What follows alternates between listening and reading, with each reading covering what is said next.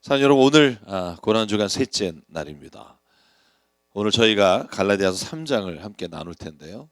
어제 저희가 나눈 2장을 돌이켜 보면 사도 바울은 율법의 행위로는 결코 우리가 의롭게 되거나 우리가 구원받을 수 없다고 말합니다. 왜냐하면 율법의 행위는 결과에 관심이 있지만 하나님은 우리가 심령이 변화되기를 원하시기 때문입니다. 여러분, 오늘도 3장의 말씀도 율법에 관한 언급으로 시작하고 율법으로 할 수 없는 것이 무엇인지를 오늘 우리에게 설명하고 있는 장면입니다. 여러분, 그런데 아마 성경 읽으시다가 이런 생각이 드실 거예요. 2장하고 3장하고 구분이 안 되고 연결되는 것 같다는 느낌을 받기도 하고, 어떤 분은 3장 중간이 2장까지 들어가는 게 아닌가라는 생각이 드시는 분도 있을 거예요. 근데 여러분이 그렇게 생각하는 게 당연한 겁니다. 왜냐하면 본래는 갈라디아서 1장부터 6장까지가 그냥 하나로 돼 있었어요. 중간에 장절이라는 게 없었고요. 본래 최초 쓰여진 성경은 그냥 하나의 성경, 처음부터 끝까지 되어 있었고, 이것을 1551년에 인쇄업자가 저희가 지금의 성경 형태로 인쇄를 하려면 장절이 없이는 그것을 인쇄해서 보는 게 너무 어려운 거예요. 같이 읽기가. 그래서 스테파누스라고 하는 인쇄업자가 성경을 출판할 때 숫자로 절을 구분해서 인쇄를 하기 시작해서 지금 저희가 가지고 있는 절에 우리가 읽는 말씀이 생긴 거고요. 사실 히브리어 성경을 읽으면 장절이 조금씩 다릅니다. 특별히 시편 같은 경우는 장절이 다른 게, 저희가 제목이라고 뽑아놓은 위에 가로친 것이 히브리어 성경에 1절로 돼 있어요. 그래서 저도 처음에 히브리어 성경을 비교할 때 절이 너무 달라서 어려웠는데, 거기는 왜 다윗이 어디에서 뭐 할 때라고 써 있는 위에 구절이 히브리어 성경엔 1절로 들어가 있어요. 그래서 저희가 1절이면 거기는 2절이고 그렇게 돼 있습니다. 그래서 여러분이 보실 때 오늘도 갈라디아 3장이 2장과 연결돼 있고 4장과 연결돼 있다고 생각하시는 건 갈라디아서가 원래 한권으로 된, 통으로 된 편지였기 때문에 그렇다는 걸, 편지를 누가 장절을 구분하겠어요? 그렇지 않잖아요. 그래서 여러분 읽으실 때 그건 꼭 기억해 주시면 감사하겠고요. 오늘 그래서 2장은요, 2장에서 율법의 행위로 말미암아 우리가 구원을 못 받습니다, 의롭게 될 수 없습니다라고 말하고, 3장에 와서 오늘 율법으로는 성령을 받을 수도 없습니다라는 말로 바울이 시작합니다. 오늘 1절과 2절을 보면 편지치고는 너무 강력한 어조예요. 편지에다가 누가 이렇게 쓴다, 이건 굉장히 지금 화가 난 상태를 볼 수 있어요. 뭐라고 되어 있습니까? 어리석은 갈라디아 사람들이요, 예수 그리스도께서 십자가에 못 박히신 모습이 여러분의 눈앞에 선한데 누가 여러분을 홀렸습니까? 나는 여러분에게서 이 한 가지만을 알고 싶습니다. 여러분은 율법을 행하는 행위로 성령을 받았습니까? 그렇지 않으면 믿음의 소식을 들어서 성령을 받았습니까? 여러분, 어리석은 갈라디아 사람이요, 여러분 이 말을 통해 알 수 있는 건 바울은 이것이 처음 말하는 게 아니었을 거라는 거예요. 갈라디아 교회에 선교를 갔을 때 이 말을 했을 거라는 걸 우리가 알 수 있어요. 왜 여러분은 성령을 체험한 게 우리가 어떤 율법의 행위를 해서 받은 것이 아니라는 걸 너무나 잘 알고 있는데 왜 다시 율법으로 돌아가려고 하십니까? 하는 거예요. 그리고 3절에 말합니다. 성령으로 시작했다가 육체로 끝내려고 하는 겁니까? 여러분의 그 많은 체험은 다 허사가 되었다는 말입니까?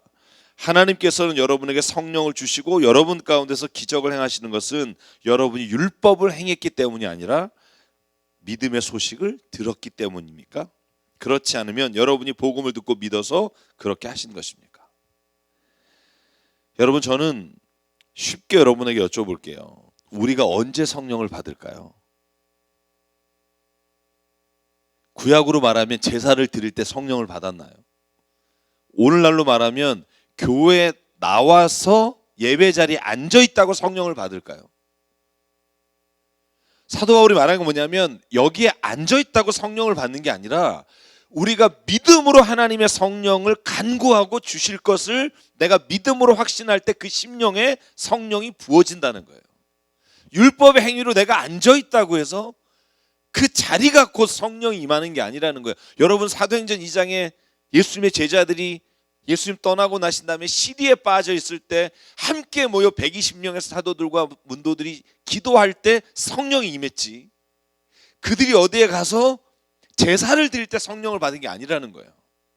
오늘 사도 바울이 말하는 게 뭐냐 하면, 우리가 성령을 체험하고 우리가 하나님의 은혜를 받는 건 율법의 행위가 아니라 그건 역시도 믿음을 가지고 있는 사람에게 하나님이 주시는 은혜의 결과라는 걸 잊지 않기를 주의 이름으로 축원합니다. 여러분, 율법의 행위는요, 왜 그것을 통해 성령을 체험하지 못하고 왜 우리가 의롭게 되지 못하냐 하면, 심령의 변화 없이는, 회개가 없이는 성령이 임할 수 없기 때문이에요. 내가 그 자리에 앉아 있다고, 내가 지금 뭔가 율법적인 행위를 하고 있다고, 안식일에 내가 꼭 예배 자리에 와 있다고 해서 성령을 체험하거나 하나님의 구원의 의로우심을 입는 게 아니라, 우리의 심령이 과거에 살아왔던 나의 가치관이 내가 여태까지 따라갔던 모든 것들이 아니라 오직 예수 그리스도만이 나를 의롭게 하실 수 있으며 나를 선한 일로 이끌 수 있다는 믿음이 동반되지 않고는 결코 변화와 회심과 중생은 불가능하다는 거예요. 여러분, 이건 사도 베드로도 똑같은 얘기를 해요.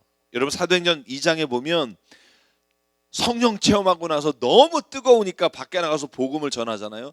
일어나서 말씀을 전하잖아요. 밖에 있는 사람들이 이 사람들이 대낮부터 술 먹었나라고 할 때 베드로가 하는 말이 이거예요. 베드로가 대답했습니다. 회개하십시오.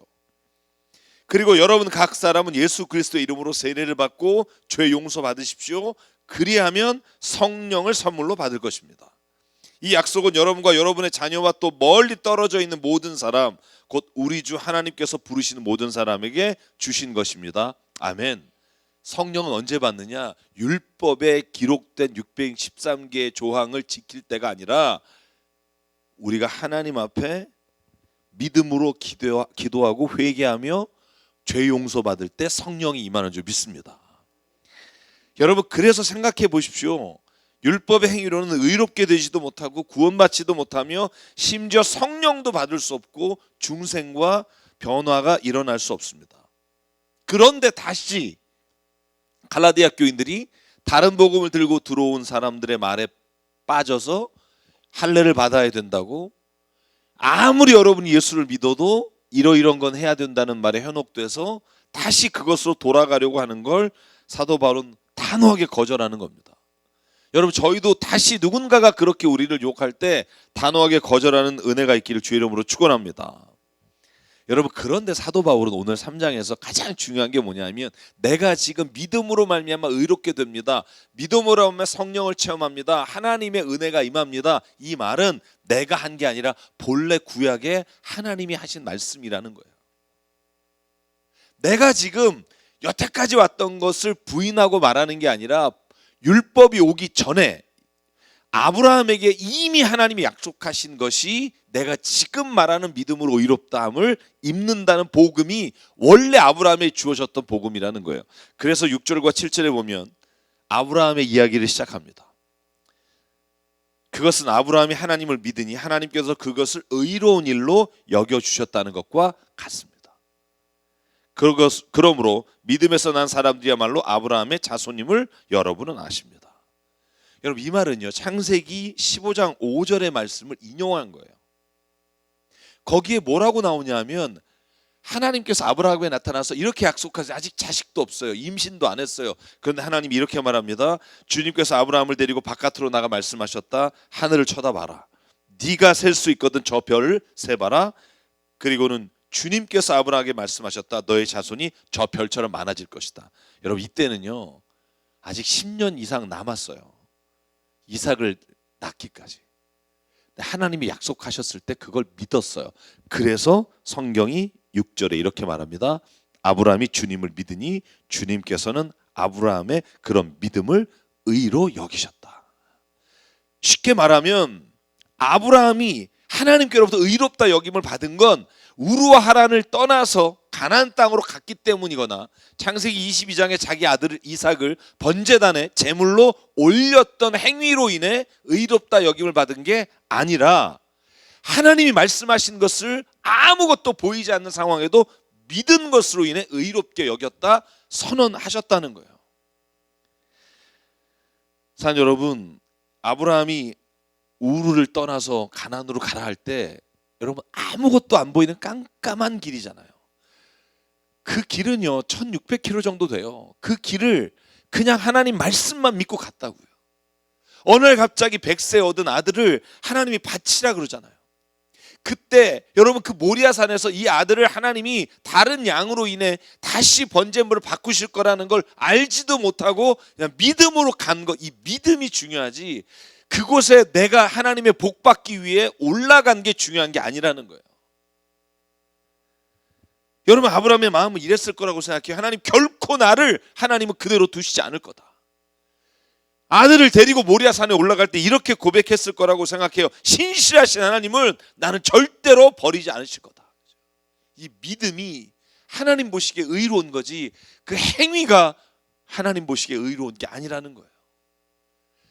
우리가 그 믿음으로 말미암아 나타난 행위만이 진짜 하나님이 원하시는 믿음의 삶이지 그 마지막 결과의 행동이 결국 하나님의 마음에 하나님께서 은혜를 주시는 통로가 아니라는 걸 믿음으로 우리도 받기를 주의 이름으로 소망합니다. 질문 하나 드릴게요. 만일 아브라함이 하나님의 가나안 땅으로 가라 하실 때 이삭을 바치라고 하실 때 하나님이 그렇게 하실 걸 믿었어요. 그런데 그럼에도 불구하고 어떤 이유 때문에 그 길을 못했다고 해봅시다. 그렇다고 해서 하나님이 그를 의롭다고 여기지 않으셨을까요?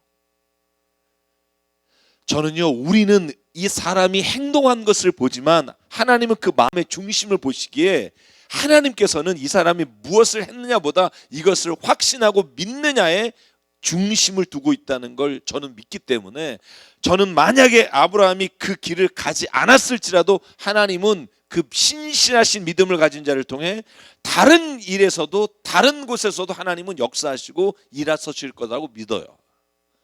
저와 여러분에게도 마찬가지라고요. 우리가 믿음이 있다면 때로는 우리가 10대 때, 20대 때, 30대 때 하나님이 이 길을 가라고 하지만 내가 하나님을 확신하고 믿는 믿음이 있었음에도 불구하고 그 길을 따르지 못했다 해도 50대, 60대 때 하나님은요 결코 그 믿음을 버리지 않으시고 우리를 하나님의 뜻 가운데 사용하시는 분인 줄 믿습니다.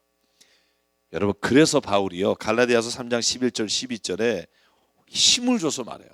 저는 이 말씀은 다 한번 같이 읽었으면 좋겠습니다. 11절 12절 시작. 하나님 앞에서는 율법으로는 아무도 의롭게 되지 못한다는 것이 명백합니다. 의인은 믿음으로 살 것이다 하였기 때문입니다. 그러나 율법은 믿음에서 생긴 것이 아닙니다. 오히려 율법의 일을 행하는 사람은 그 일로 살 것이다 하였습니다.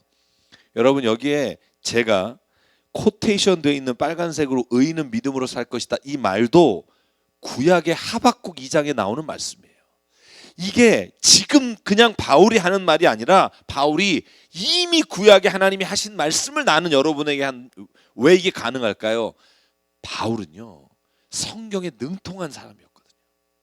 성경을 가르치는 바리새파 사람이었고 성경의 말씀대로 살아서 모든 유대인들에게 존경을 받았던 그였기에 이 하나님의 구약의 말씀의 본래 의미를 율법주의자들이 바꿔놓은 것을 하나하나 들어서 설명하는 거예요. 보실래요? 하박국 2장 3절 하나님이 구약에 약속하신 거예요. 마음이 한껏 부푼 교만한 자들을 보아라. 그는 정직하지 못하다. 그러나 의인은 믿음으로 산다. 의인은 행함으로 사는 게 아니라 믿음으로 산다. 사도 바울은 확신이 있었어요. 믿음으로 말미암아 의롭게 된다는 건 구약에 이미 아브라함에게 약속하신 것을 율법주의자들이 율법의 행위로 가능하다고 바꾼 것이지 본래 하나님은 믿음을 보시고 그 믿음으로 의롭게 여기신다는 거예요. 여러분 이걸 예수의 말씀을 보면 더 명확합니다. 예수님이 마태복음 9장 11절에 바리새파 사람들이요 제자들이 세리와 어울려서 밥 먹는 것을 보고 이렇게 말합니다. 어찌하여 당신네 선생은 세리와 죄인과 어울려서 음식을 드십니까? 그때 예수께서 그 말을 들고 말합니다. 건강한 사람에게는 의사가 필요하지 않고 병든 사람에게 필요하다. 너희는 가서 내가 바라는 것은 자비요 희생 제물이 아니다 하신 말씀이 무슨 뜻인지 배워라. 나는 의인을 부르러 온 것이 아니라 죄인을 부르러 왔다. 여러분, 모든 사람이 죄인이기 때문에 죄인 중에 어떻게 의인을 두느냐? 믿음으로 의로운 자를 구하는데, 여러분, 예수께서 하신 이 말씀도 구약 호세아에 나오는 말씀이에요. 6절 7절 내가 바라는 것은 변함없는 사랑이지 제사가 아니다. 불살라 바치는 제사보다는 너희가 나 하나님 알기를 더 원한다. 그런데 이 백성은 아담처럼 언약을 어기고 나를 배반하였다. 여러분, 바울은 명확해요. 뭐냐 하면 믿음으로 의롭게 된다는 것도 본래 하나님이 아브라함에 약속하시고 하박국에 약속하신 말씀이지 지금 내가 여러분에게 하는 말이 아니라는 것입니다. 그리고 또 하나, 하나님은 제사나 율법적 행위를 원하시는 게 아니라 하나님은 사랑하고 하나님을 더 알고 믿기를 원하십니다. 할렐루야. 여러분, 우리가 왜 십자가를 믿습니까? 십자가를 믿는다는 건 하나님이 나를 본래 사랑하셨고 원래 내게 주신 은혜는 내 행위로 주신 게 아니라 거저 주신 사랑이라는 걸 우리가 십자가에서 깨닫기 때문이에요. 여러분, 만약에 우리가 자녀를 낳았어요. 근데 그 자녀가, 여러분, 내가 부모에게 사랑받기 위해서 막 어떻게든지 사랑 못 받을까 봐 막 안절부절한 모습을 보면 여러분 기쁘시겠어요? 나를 버릴지도 모른다는 생각에 만약에 여러분의 자녀가 뭐 아버지가 뭐 시키면 네 하겠습니다. 그리고 막 못하면 두려워 떠는 자식을 보면 막 부모가 야 역시 얘는 역시 참 내가 시키는 걸 잘해 이러면서 행복하겠어요? 절대 아니죠. 이 자녀가 기쁨과 감사로 그 부모가 주시는 은혜를 누리기 원하고 그 말씀에 사랑으로 순종하기를 원하지, 두려움으로 따르기 원하는 부모는 하나도 없을 거예요. 그런데 다시 율법을 우리가 믿음으로가 아니라 행함으로 하나님의 사랑을 받는 자가 된다는 이 두려움을 가르치기 시작하면 여러분, 이 하나님과의 사랑의 관계가 너무나 이상하게 됩니다.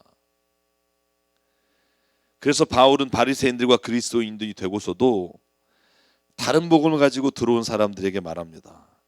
하나님이 본래 원하는 것 율법의 행위가 아니라 하나님의 그 사랑을 여러분이 믿음으로 받고 그 은혜를 믿음으로 받기를 원한다는 겁니다. 그래서 갈라디아서 3장 17절 18절에 오늘 이렇게 말합니다. 이 말씀 같이 읽겠습니다. 시작. 내가 말하려는 것은 이것입니다. 하나님께서 이미 맺으신 언약을 430년 뒤에 생긴 율법이 이를 무효화하여 그 약속을 폐하지 못합니다. 그 유업이 율법에서 난 것이면 그것은 절대로 약속에서 난 것이 아닙니다. 그러나 하나님께서는 약속을 통하여 아브라함에게 유업을 거저 주셨습니다. 아멘. 결론이 뭐예요? 하나님은 아브라함에게 믿음으로 살아라, 믿음을 의로 여겼는데 광야에서 출애굽한 이후에, 그러니까 요셉이 이집트로 내려가서 그가 430년 동안 포로가 된 이후에 하나님이 율법이라는 걸 시내산에서 모세에게 주셨는데 이 430년 뒤에 모세에게 주신 율법은 하나님이 아브라함에게 한 약속을 폐할 수 없다는 거예요. 사랑과 은혜의 법이 먼저고 그 은혜와 사랑의 법을 지키지 못하면서도 아직 하나님을 믿음으로 받아들이지 못한 사람에게 율법을 주신 것이, 이 율법이 다시 하나님의 은혜의 법을 버릴 수 없다는 거예요.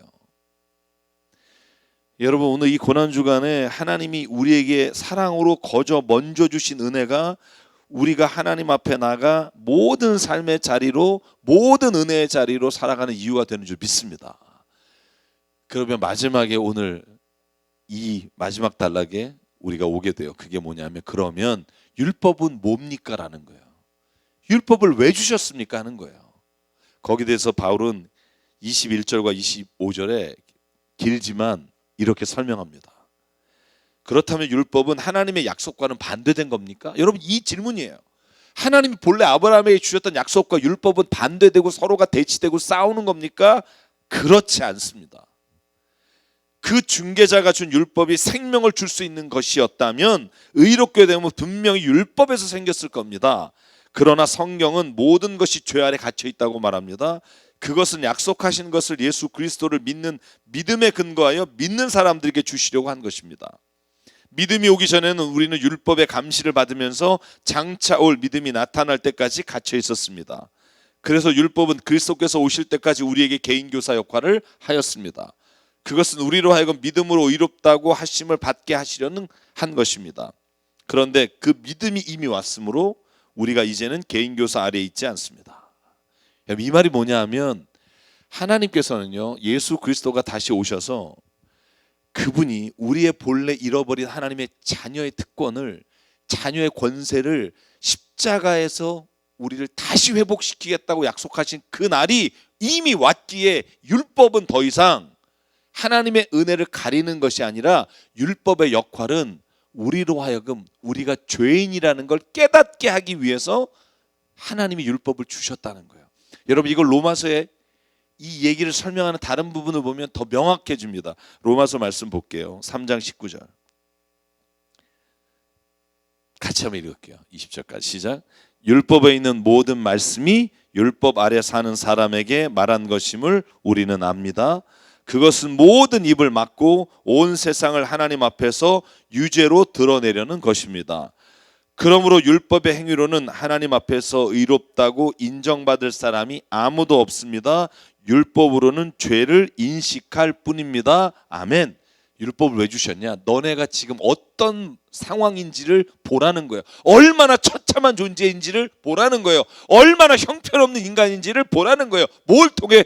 율법의 하나님의 말씀을 보면 너희가 10계명의 10가지 중에 하나라도 지키고 사니 너희의 죄된 본성을 보라고 죄를 깨닫게 하심이라. 죄를 깨닫게 하시려고 준 율법이 나를 마치 구원할 수 있다고 착각하지 마라. 구원은 오직 하나님께 있지 율법에 있지 않다. 여러분 기억하십니까? 제가 여러분에게 설명드린 적이 있어요. 율법은요 마치 엑스레이와 같다. 엑스레이와 같다. 여러분 엑스레이를 보면 우리가 폐가 지금 코로나19가 폐에 문제가 생기잖아요. 그럼 이게 지금 코로나19에 걸렸구나. 우리가 엑스레이를 보면 알 수 있다고. 이게 율법이라는 거예요. 하나님이 주신 말씀을 보면 너희가 선하지도 못하고 너희가 하나님 앞에서 정직하지도 못하고 너희가 이웃을 향해서 거짓을 말하며 이 모습들을 쭉 읽으면 내가 죄인이구나 하는 걸 깨닫게 되는 거지. 그 율법이 우리를 구원하는 게 아니라는 거예요. 여러분 엑스레이를 봤어요. 여러분 그렇다면 이 엑스레이나 CT가 우리가 거기에 촬영하고 있다고 해서 고침을 받나요? 절대로 고침받을 수 없어요. 어떻게 고침받아요? 의사가 수술을 해야죠. 죄가 드러나게 하신 건 하나님의 율법이고, 그러나 율법은 우리를 깨끗게 하거나 의롭게 하는 것이 아니라 오직 하나님 되시는 예수 그리스도께서 우리의 모든 죄가 드러나 우리가 회개하고 고백할 때 하나님이 그 죄를 치료하시고 고쳐주시고 용서하시고 우리를 새롭게 하시는 은혜 안에 불러주시는 분 오직 한 분 예수 그리스도이십니다. 그러므로 우리가 죄를 율법을 통해 깨달았다면 끝까지 그 행위를 통해서 가려고 하는 게 아니라 사랑의 은혜의 법이신 주 그리스도 앞에 나와 그 죄를 고백할 때 우리의 심령이 성령으로 말미암아 변화되며 새롭게 되는 은혜를 체험하게 되는 줄 믿습니다. 이게 사도 바울이 말하는 율법과 복음의 은혜의 관계예요.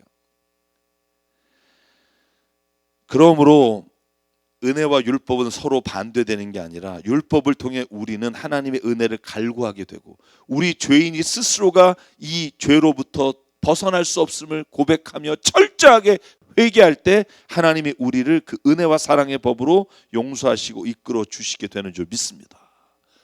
여러분 그래서 고린도서 13장에 보면 우리가 사랑장이라고 말하지만 그게 은혜의 법을 말하는 거예요. 제가 8절부터 읽어볼게요. 사랑은 없어지지 않습니다.